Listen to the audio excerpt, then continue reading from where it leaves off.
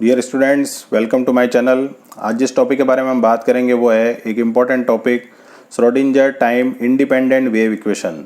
तो श्रोडिंगर ने basically time dependent और टाइम इंडिपेंडेंट दो तरह के वेव फंक्शन के बारे में डिस्कस किया था, जो कि एक तरह से किसी भी पार्टिकल्स का जब मोशन होता है 1 डायमेंशन और 3 डायमेंशन के अंदर, तो वो किस तरह से एक्स, वाई और जेड डायरेक्शन में मूव कर सकता है, उसके बारे में उसने डिस्कस किया था। तो हम अब अभी जो इस वीडियो में डिस्कस करेंगे वो होगा हमारा टाइम इंडिपेंडेंट। ऑब्वियस है कि नाम से ही सजेस्ट हो रहा है कि ये समय पर निर्भर नहीं करेगा। तो वो इक्वेशन जो समय पर निर्भर नहीं करेगी, तो ऑब्वियस है वो किस पर डिपेंड करेगी, पोजीशन पर। तो पोजीशन हमारी, अगर 1D के बारे में बात करते हैं तो हम एक्स भी ले सकते हैं, वाई भी ले सकते हैं और जेड भी ले सकते हैं।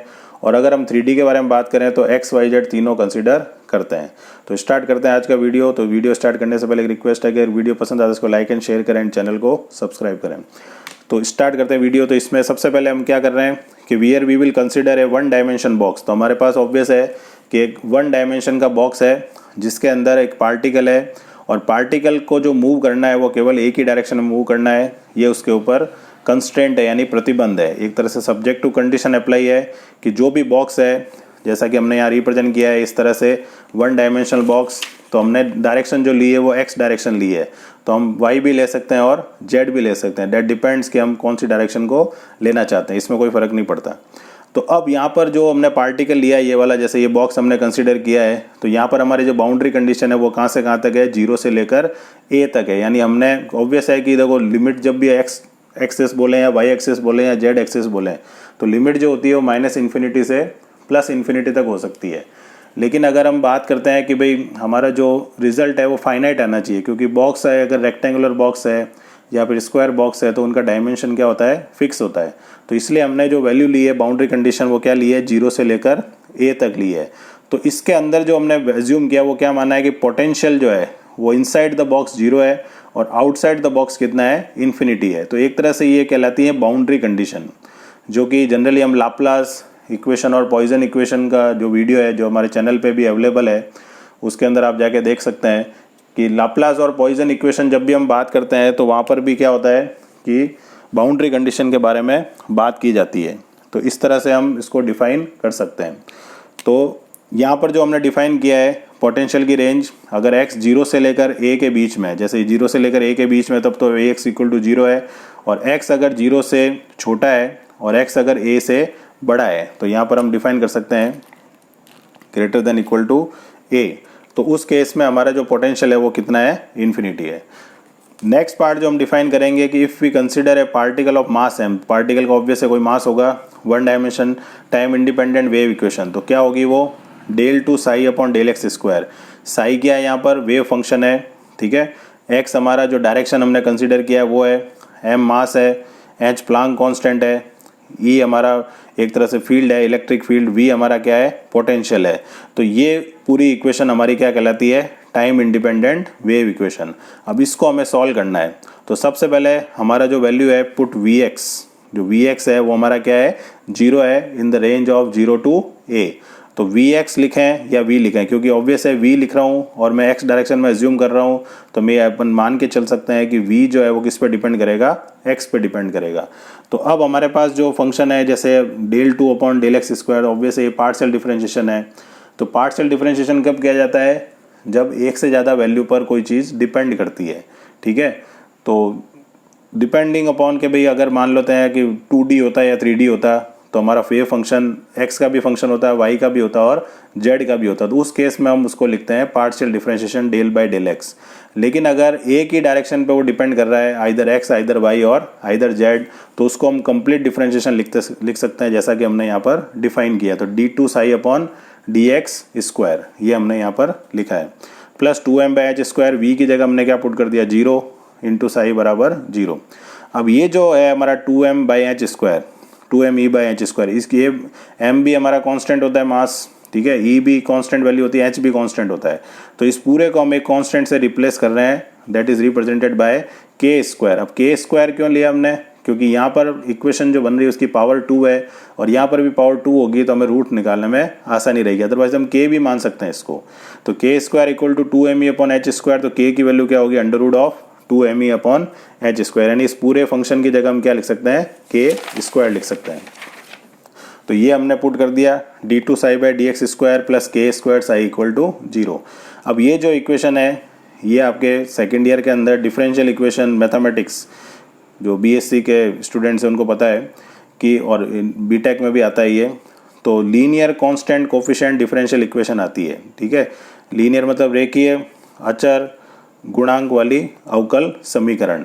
उसके अंदर जो पता कैसे करते हैं कि अगर हमारा d2 psi by D x square का कोफिशिएंट जैसे कितना है 1 है और साई का कोफिशिएंट के स्क्वायर है जो भी कांस्टेंट है, तो अगर ये दोनों कोफिशिएंट कांस्टेंट है तो ऑब्वियस है इस इक्वेशन को हम C F plus P I यानी कॉम्प्लीमेंट्री फंक्शन, ठीक है, जिसको पूरक फलन कहते हैं, एंड पर्टिकुलर इंटीग्रल जिसको हम विशिष्ट समाकल कहते हैं, उससे मेथड से सॉल्व कर सकते हैं।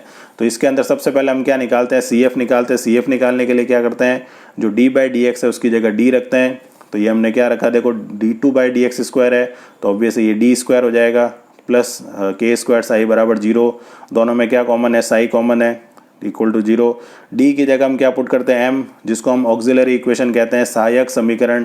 तो हमारी इक्वेशन क्या बन जाती है, M square plus K square equal to 0। तो M square equal to minus K square. तो m बराबर क्या होगा, प्लस माइनस। अब क्योंकि अंडर रूट में माइनस जब भी आता है तो इसका मतलब आयोटा लिखते हैं या जे लिखते हैं। इलेक्ट्रिकल एंड इलेक्ट्रॉनिक्स में आयोटा यानी कॉम्प्लेक्स वैल्यू के लिए जे से रिप्रेजेंट किया जाता है, मैथमेटिक्स में उसी टर्म को आयोटा कहते हैं। दोनों की प्रॉपर्टी क्या रहती है, सेम रहती है। तो ये जब वैल्यू निकालेंगे एम की तो वो एक तरह से अगर हम मैथमेटिक्स के अंदर बात कर रहे हैं तो प्लस माइनस आयोटा के लिख सकते हैं। तो ये हमारा जो रूट्स आए हैं वो कैसे आए हैं, कॉम्प्लेक्स आए हैं, यानी एक तरह से अल्फा प्लस आयोटा बीटा यानी सम्मिश्र जिसको हम कहते हैं हिंदी में, और जिसके अंदर काल्पनिक वैल्यू जिसको हम कहते हैं अल्फा प्लस आयोटा बीटा, इस तरह के फॉर्मेट में हमें मिला है। तो उसको लिखने का तरीका क्या होता है, जब भी हमें कॉम्प्लेक्स रूट मिलते हैं और सी एफ लिखना हो तो ई की power alpha x C1 cos beta x plus C2 sign beta x, जहाँ अल्फा क्या है, रियल पार्ट यानी वास्तविक पार्ट, और बीटा क्या है, इमेजनरी यानी काल्पनिक भाग। तो यहाँ पर अगर हम ध्यान से देखें तो इस वाले पार्ट में रियल पार्ट बिल्कुल भी नहीं है, तो इसको हम 0 मान सकते हैं। और इमेजनरी पार्ट का मतलब क्या होता है, जो आयोटा का कोफिशिएंट है यानी के, तो अल्फा की जगह हम रख देंगे 0 और बीटा की जगह क्या रख देंगे, के। तो हमने ये पुट कर दिया, तो ई की पावर क्या हो गया, 0x C1 cos के एक्स प्लस C2 साइन के एक्स। अब ई की पावर 0 हम जानते हैं कि 1 हो जाता है, तो C1 cos के एक्स प्लस C2 साइन के एक्स। तो ये हमारा क्या आ गया, CF। और पर्टिकुलर इंटीग्रल यानी विशिष्ट समाकल इस इक्वेशन का 0 होगा क्योंकि राइट हैंड साइड पर वो डिपेंड करता है, और राइट हैंड साइड हमारा क्या है, इस इक्वेशन का पहले से ही 0 है, तो पी निकालने की हमें ज़रूरत नहीं है। तो अब हमारे पास जो ओवरऑल सॉल्यूशन आ गया वेव फंक्शन साई का, जो कि किस पर डिपेंड कर रहा है, पोजीशन यानी एक्स पर, जिसके अंदर टाइम का कोई भी रोल नहीं है। तो साई बराबर C1 cos AX plus C2 sine KX, इसको हमने नाम दे दिया इक्वेशन नंबर 4। अब हमारा अगला टारगेट क्या है कि हमें C1 और C2 की वैल्यू फाइंड आउट करनी है। तो C1 और C2 की वैल्यू फाइंड आउट करने के लिए हम बाउंड्री कंडीशन का यूज़ करेंगे, जो कि हमने डिफाइन किया था हमारे डायग्राम के अंदर, जो कि हमने बॉक्स बनाया था, जिसके अंदर हमने 2 लिमिट डिफाइन की थी। एक लिमिट थी x बराबर 0 और एक लिमिट थी x बराबर a। तो इसका हम यूज़ करने वाले हैं अब। तो कैसे यूज़ करेंगे अब, तो सबसे पहले हम क्या करेंगे, केस फर्स्ट लेंगे जिसके अंदर हम x की बराबर 0 और साई x बराबर क्या माना है, 0। तो x बराबर 0 पे साई बराबर 0 है, वो हम रखेंगे इक्वेशन नंबर 4 में। तो साई की जगह 0 रख दिया। cos 0 क्या होता है, 1 होता है, तो केवल क्या बचेगा, C1, और साइन 0 0 होता है, तो C2 इंटू क्या बच जाएगा, 0। तो C2 तो एलिमिनेट हो गया।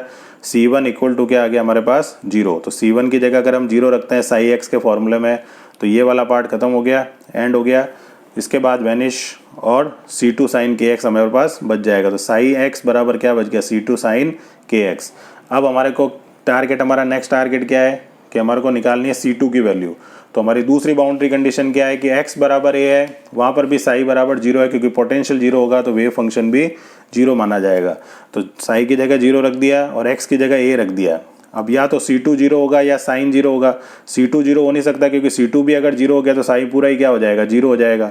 तो इसलिए साइन क्या होगा, 0। अब साइन 0 कब होता है, जब साइन n पाई होता है। तो साइन n पाई बराबर साइन n के a। तो ऑब्वियस है कि कोफिशिएंट को अगर हम अंदर वाले एंगल को कंपेयर करें तो n पाई बराबर k आ जाएगा। तो n पाई बराबर अगर k आएगा तो k की वैल्यू क्या आ जाएगी यहाँ पर, n पाई अपॉन a। तो यहाँ हमारे पास C2 की वैल्यू नहीं आई है, लेकिन एक टर्म आ गई है k की वैल्यू।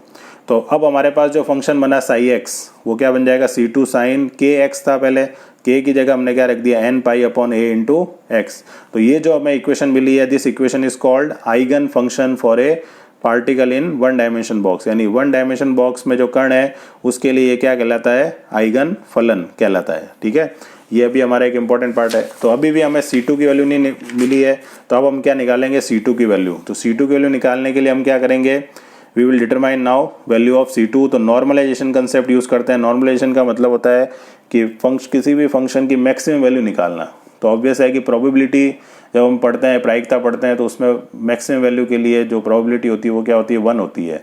तो इसलिए जब भी हम नॉर्मलाइजेशन यानी कंसेप्ट का यूज़ करते हैं तो उसमें जो ओवरऑल फंक्शन होता है जिसका कि हम इंटीग्रेशन करते हैं तो वैल्यू किसके इक्वल मानी जाती है, 1 के। तो इसमें भी हमने यही किया है। हमने लिमिट क्या लगाई है, 0 से a, क्योंकि हमने जो बॉक्स है उसकी डायमेंशन यही मानी है, मॉड ऑफ साई एक्स का स्क्वायर। मॉड लेने का रीज़न क्या है कि मॉड में अगर नेगेटिव वैल्यू भी होती है तो क्या बन जाती है, पॉजिटिव वैल्यू बन जाती है।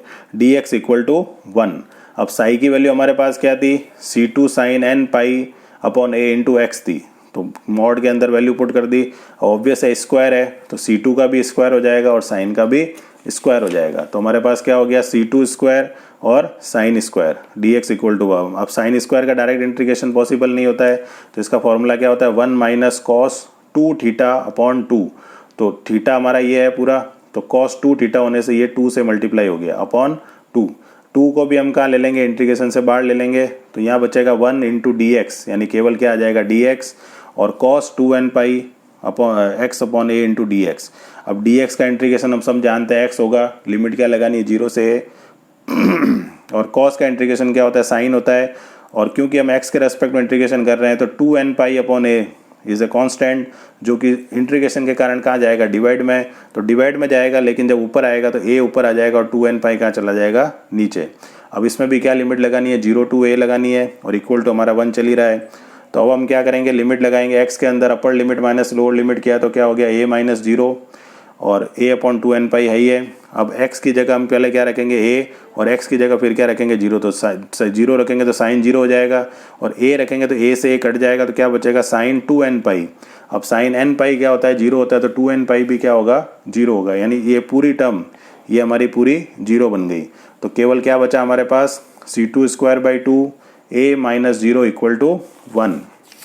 तो फाइनली हम क्या कर सकते हैं इसमें, अब जो वैल्यू हमारी आएगी C2 की वो क्या आ जाएगी कि C2 स्क्वायर अपॉन 2 इंटू ए बराबर 1। तो C2 स्क्वायर बराबर क्या आ गया, 2 अपॉन ए, तो C2 की वैल्यू क्या होगी, अंडर रूट 2 अपॉन ए। तो फाइनल आंसर जो हमारा nth टर्म के लिए निकाला जा सकता है, sine N X equal to under root 2 by A, जो C2 की वैल्यू है sine n pi upon A into X. अब लास्ट में जो वैल्यू निकालते हैं वो निकालते हैं आइगन वैल्यू। तो एक तो हमने निकाला आइगन फंक्शन, एक हम निकालेंगे फाइनली आइगन वैल्यू। तो उसके लिए हमारा जो प्रीवियस कंसेप्ट है वही हम यूज़ करेंगे। तो हमने कांस्टेंट के स्क्वायर बराबर क्या माना था, 2m अपॉन एच स्क्वायर माना था। तो e की वैल्यू यहाँ से क्या हो जाएगी, एच स्क्वायर को ऊपर भेज देंगे, 2m को नीचे भेज देंगे। अब k की वैल्यू क्या आई थी हमारे पास, k की वैल्यू आई थी n पाई अपॉन ए। तो k स्क्वायर क्या हो जाएगा, n square pi square upon A square into H square upon 2m। तो एक तरह से हमारे पास e की वैल्यू क्या हो गई, जो जनरल एक्सप्रेशन आ गया, n square pi square H square upon 2m a square. अब सबसे लोएस्ट एनर्जी के लिए अगर हम जाते हैं तो n की वैल्यू 0 तो रखेंगे नहीं, क्योंकि 0 रखेंगे तो पूरा टर्म ही 0 हो जाएगा। तो लोएस्ट वैल्यू के लिए n की जगह क्या रख देते हैं, 1 रख देते हैं। तो क्या आ जाएगा, E1 equal to pi square H square upon 2m a स्क्वायर। तो En यानी nth टर्म जो रिलेट करनी है, तो E1 हमारी क्या कहलाती है, एक तरह से 0 पॉइंट एनर्जी ऑफ सिस्टम कहलाती है। जो 0 पॉइंट कह रहे हैं लेकिन n की जगह 1 रख रहे हैं, क्योंकि 0 रख नहीं सकते, क्योंकि एंटायर एनर्जी क्या हो जाएगी उस केस में, 0 हो जाएगी। तो En बराबर क्या आ गया, n स्क्वायर इंटू E1, यानी जो भी फंडामेंटल, एक तरह से हम कह सकते हैं कि फंडामेंटल एनर्जी का n स्क्वायर टाइम्स होगा कोई भी n का वैल्यू अगर हम अदर देन 1 रखते हैं। तो जैसे हमने 2 रखा तो हमारे पास एक तरह से एनर्जी लेवल अगर हम डायग्राम ड्रॉ करें for particle in one dimension box, तो n बराबर 1 रखने पर तो E1 आ रहा है, 2 रखने पर n स्क्वायर करते हैं तो 4 टाइम्स ऑफ E1, 3 रखेंगे तो 9 टाइम्स ऑफ E1, 4 रखेंगे तो 16 टाइम्स ऑफ E1। तो इस तरह से फंडामेंटल जो एनर्जी E1 है उसकी 4 टाइम्स, 9 टाइम्स, 16 टाइम्स, तो इस तरह से एनर्जी का लेवल क्या होता जाएगा, इंक्रीज होता जाएगा। तो इसको हम कहते हैं एनर्जी लेवल डायग्राम। तो इस तरह से हम इस डेरिवेशन के अंदर आइगन फंक्शन, आइगन वैल्यू और जो हमारा एनर्जी लेवल डायग्राम है उन तीनों को रिप्रेजेंट कर सकते हैं। तो आशा करता हूँ कि वीडियो पसंद आया होगा। पसंद आया तो लाइक एंड शेयर करें, चैनल को सब्सक्राइब करें। Thank you.